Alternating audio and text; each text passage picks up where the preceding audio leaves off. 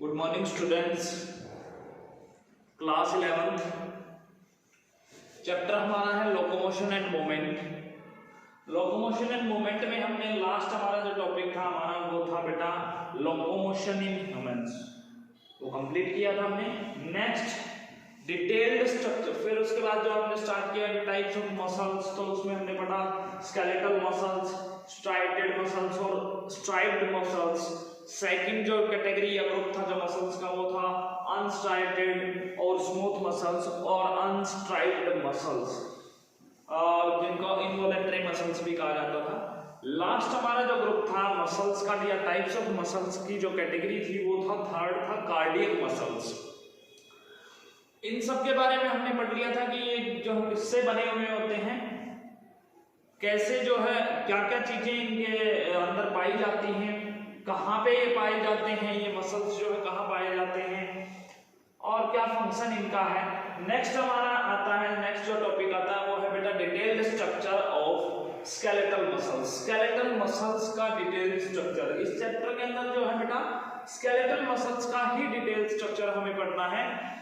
ये कंप्लीट करने के बाद हम स्टार्ट करेंगे मैकेनिज्म जो है मसल कॉन्ट्रैक्शन का और जो फंक्शंस हैं या classification of body muscles. Body के जो मसल्स हैं, ह्यूमन बॉडी के अंदर जो मसल्स पाए जाते हैं उनका क्लासिफिकेशन कैसे किया हुआ है, कैसे उनको क्लासिफाई किया गया है, ये पढ़ने के बाद आप स्टार्ट करेंगे मैकेनिज्म ऑफ मसल कॉन्ट्रैक्शन कि मसल कॉन्ट्रैक्शन का जो मैकेनिज्म है वो कैसे होता है, रिलैक्सेशन का क्या है। तो अब हम स्टार्ट कर रहे हैं detailed structure of skeletal muscles. Detailed structure of skeletal muscles में देखिए बेटा,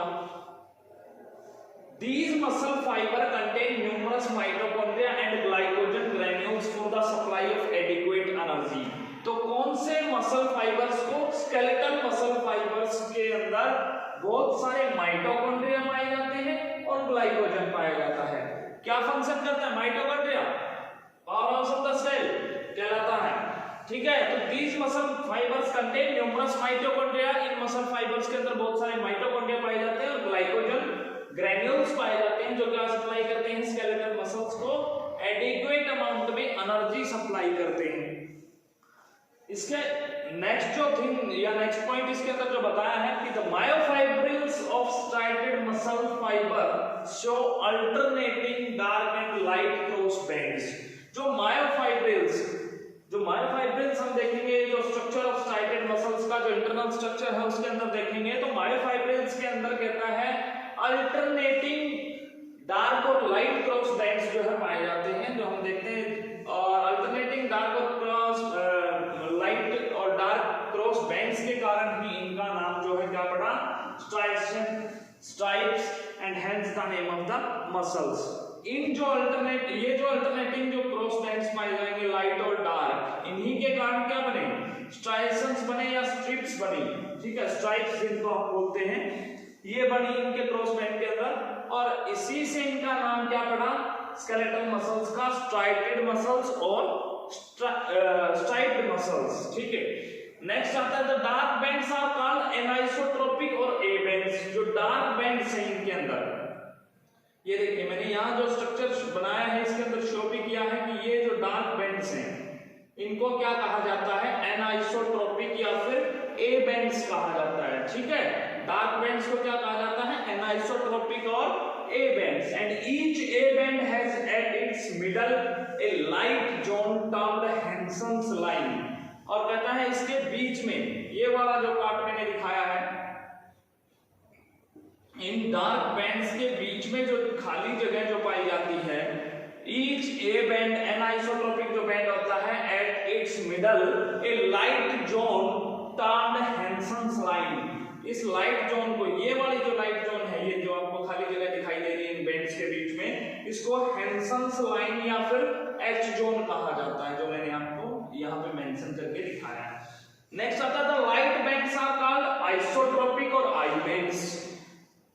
जो डार्क बैंड्स हैं उनको क्या नाम दिया गया, एनाइसोट्रोपिक और ए बैंड्स नाम दिया गया। और इनके बीच में जो है जो खाली जगह लाइट जो रीजन जो दिखाई देता है आपको, उसको हम क्या बोलते हैं, एच जोन बोलते हैं। अब बात आती है लाइट बैंड्स की, तो लाइट बैंड्स को हम क्या बोलते हैं, आइसोट्रोपिक या फिर आई बैंड्स, जो मैंने यहां शो किया है। लाइट बैंड्स की खाली जगह जो ये वाला पार्ट जो है वो क्या कहलाता है, आई बैंड या isotropic bands, and is crossed through its centre by a dark membrane. और कहता है जो खाली जगह है उसके बीच में से एक डार्क मेम्ब्रेन की फॉर्म में ये निकलता है, and the membrane of Krause और जेड लाइन, और इसी को हम क्या बोलते हैं, मेम्ब्रेन ऑफ क्रोज और जेड लाइन जो मैंने यहाँ दिखाया है, इसको भी ये वाला जो डार्क मेम्ब्रेन है जो इनके बीच से निकल रही है और लाइट शो कर रही है, इसको हम क्या बोलेंगे, जेड लाइन बोलेंगे। फिर रिपीट कर देता हूं, देखो बेटा, एनाइसोट्रोपिक और ए बैंड्स इनको बोला गया, डार्क बैंड्स को।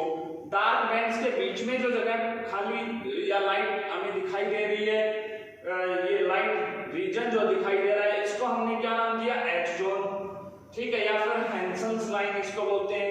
लाइट बैंड्स को हम आइसोट्रोपिक और आई बैंड्स बोलते हैं, और जहां से ये पास करती है थ्रू ए डार्क मेम्ब्रेन, उस मेम्ब्रेन को क्रोज लाइन और जेड लाइन बोला जाता है, ठीक है, इस मेम्ब्रेन को क्या बोला जाता है, क्रोज लाइन और Z line. And this membrane join the sarcolemma surrounding the fibre, और ये मेम्ब्रेन जो है, ये वाला, ये क्या है, मायोफाइब्रिल जो फाइबर है, इसकी सार्कोलेमा लेयर है, इनको जोड़ने का काम करती है। तो ये जो डार्क मेम्ब्रेन है, द मेम्ब्रेन ऑफ क्रोज और Z line, this membrane joins the sarcolemma, ये मेम्ब्रेन किसको जोड़ती है, सार्कोलेमा को जोड़ती है, सराउंडिंग द फाइबर, जिसने की फाइबर को, जो स्केलेटल मसल फाइबर है उसको सराउंड किया हुआ है।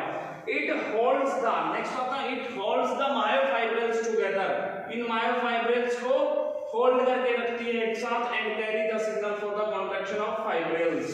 और क्या कैरी करती है, दूसरा, पहला फंक्शन इसका हो गया, मायोफाइब्रिल्स को होल्ड करके रखती है एक साथ, और दूसरा क्या होगा, carry the signal for the contraction of fibrils inward from the T tubules या ट्रांसवर्स ट्यूबुल, ट्रांसवर्स ट्यूबुल से ये जो है इसको इनवर्ड कॉन्ट्रैक्ट करने का फंक्शन भी करती है। And the latter are in invaginations of sarcolemma into the fibre adjacent to the Z lines, और बाद में जो इनवेजाइनेशंस बन रहे हैं सार्कोलेमा के अंदर into the fibre adjacent to the Z line, Z line के आसपास जो है इनवेजाइनेशंस बन रहे हैं, बनाती है, या ये टी ट्यूब्यूल्स, ट्रांसवर्स ट्यूब्यूल्स जो है वो इनवेजाइनेशंस क्रिएट कर देते हैं। ये स्ट्रक्चर है बेटा किसका, स्ट्राइटेड मसल्स का। अब ये तो था स्ट्रक्चर के बारे में। नेक्स्ट कुछ और इंपॉर्टेंट टर्म्स हैं जो स्केलेटल मसल फाइबर के अंदर या मसल्स के अंदर यूज होती हैं, टेंडन्स। तो टेंडन्स आपको पता है बेटा कि आपको ने पढ़ा है मसल्स के बारे में कि हम या ह्यूमन बॉडी के अंदर जब हम पढ़ते हैं तो बोन्स, लिगामेंट्स, टेंडन्स, तो ये क्या होते हैं। तो टेंडन्स की बात करें तो एक मसल में अटैच टू सिंगल बोन और डिफरेंट बोन्स। आपको पता है कोई भी मसल जो होगा वो किसी ना किसी सिंगल बोन से या अलग अलग बोन से जुड़ा हुआ होगा, बाय वन और बोथ हैंड। कोई भी मसल होगा वो या तो एक तरफ से या फिर दोनों तरफ से जुड़ा हुआ होगा, एक या एक से अधिक हड्डियों से, by way of inelastic connective tissue cords. किसके द्वारा जुड़ा हुआ होगा, इनइलास्टिक कनेक्टिव टिश्यू कॉर्ड्स के द्वारा वो उससे जुड़ा हुआ होगा, और उनको हम क्या बोलते हैं, टेंडन्स बोलते हैं। जिससे कि muscle inelastic connective tissue cord से एक या एक से अधिक हड्डियों से एक तरफ से, एक एंड से या एक दोनों एंड से जुड़ा हुआ होता है, उसको हम क्या बोलते हैं, टेंडन्स बोलते हैं।